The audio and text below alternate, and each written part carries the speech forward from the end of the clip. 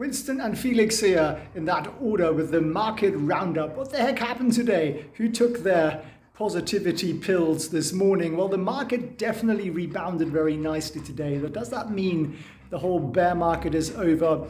Well, if you believe the banks, the Goldmans, interactive brokers and everybody else who are basically saying, no, this is a bear market rally. We've got in quite a bit of economic indicators pointing for a slowdown, less growth, oil prices falling because of the whole China slowdown and so on. And the market's thinking, well, that's good news. That means the Fed might do a little bit less, although we're still gagging for that 0.75% interest rate hike.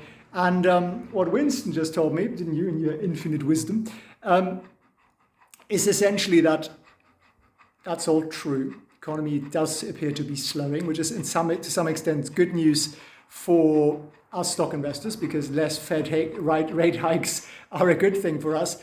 But what it also means is that earnings expectations are falling. And I showed you guys a chart on that a couple of days ago if you were watching. And Winston, are you all teeth? And when earnings expectations falls, well, stocks do fall too.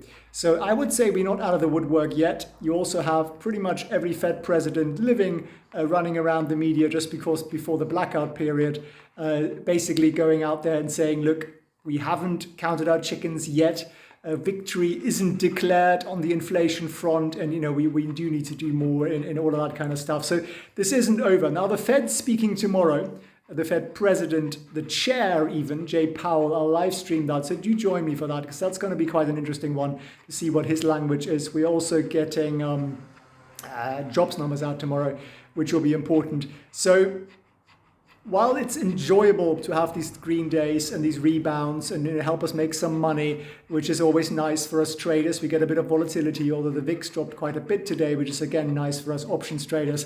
For the trades we have open, we can close them sooner and make some money on those. That's all very well, but this volatility bonanza, this ride of ups and downs isn't over. It's still there. Michael Burry is out there tweeting that, the end is in sight, but we're not quite close enough yet. And that's, of course, because he shorts the market. So he wants the market to fall. So when he tweets these things, then it helps him to make money. Always think about why people say what they say. And Winston, on the other hand, isn't really bothered which way the market's going. He's always happy. So that's why he's very good for financial advice. This golden retriever of mine. So what I'd say to you is be cautious. If you're buying stocks, keep buying the good stocks.